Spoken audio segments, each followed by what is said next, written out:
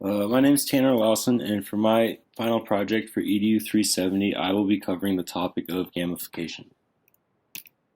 So, what is gamification? The definition of gamification is the application of typical elements of game playing, example, point scoring, competition with others, or rules of play to other areas of activity, typically as an online marketing technique to encourage engagement with a product or service. But gamification can also be used in the classroom to help enhance learning. And so, how would gamification benefit your teaching? So, for two major things, is first is engagement.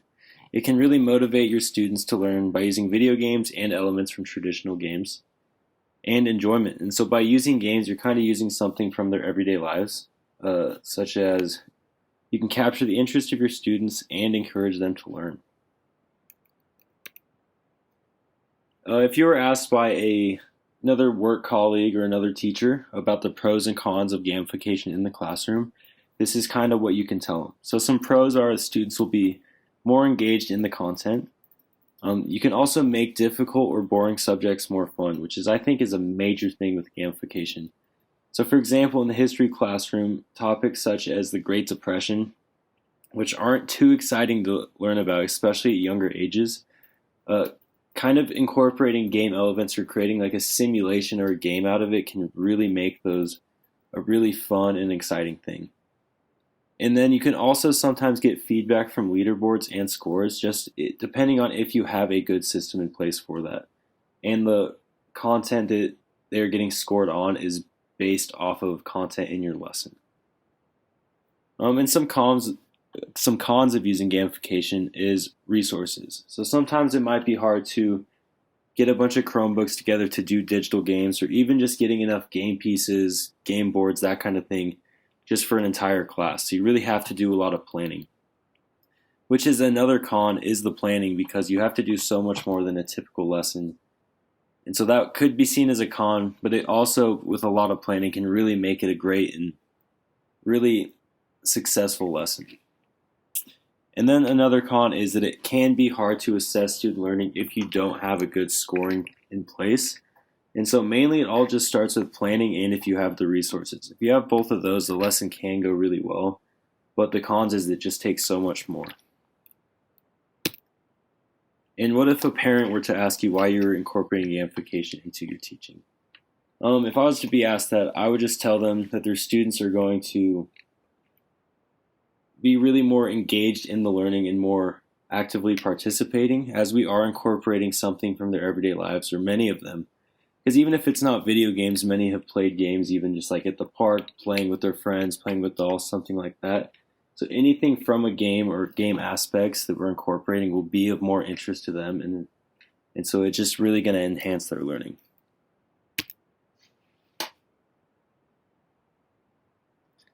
And so how does gamification work? So I'm going to use some history examples.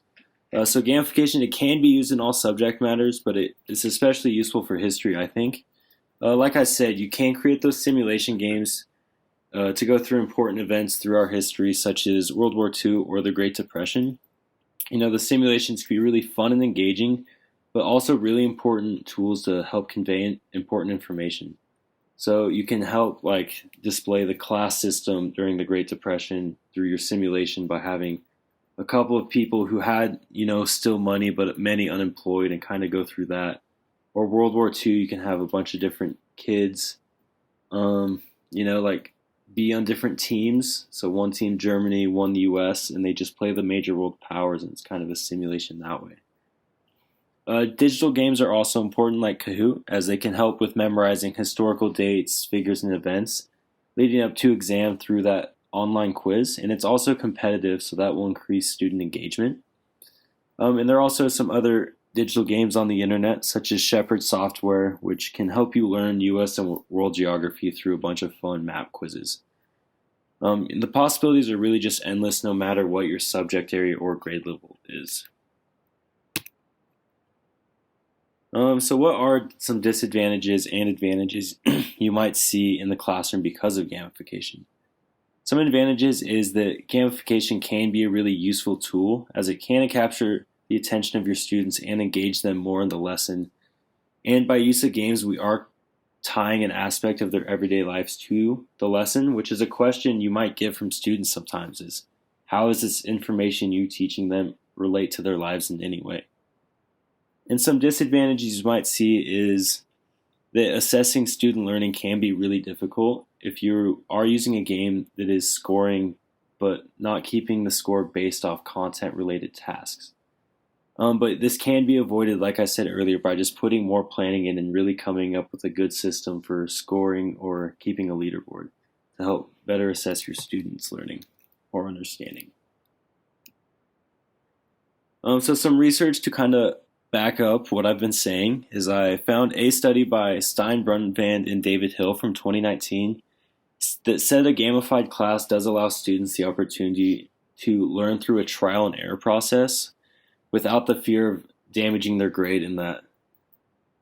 And it's much like they can do in video games where you can, in say a particular boss fight, if you keep losing over and over, you always can go back and redo it and it doesn't affect you in any way.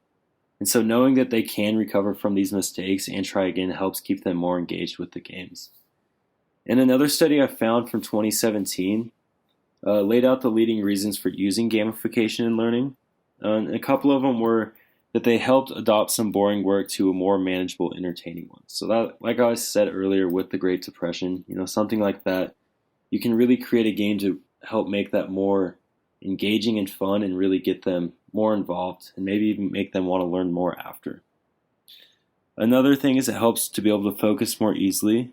It increases participation, but it always helps you to always be more active and always be participating, as hopefully there's always something for them to do, whether it's like a competition-based game or anything like that. That's always something fun, and you'd always want to create something that they will want to do to the very end.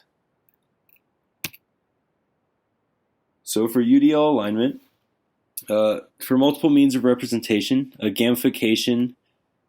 gamification, you can design a game using various pictures or other creative aids, or you can just use a digital game on the web like Kahoot or Shepherd software.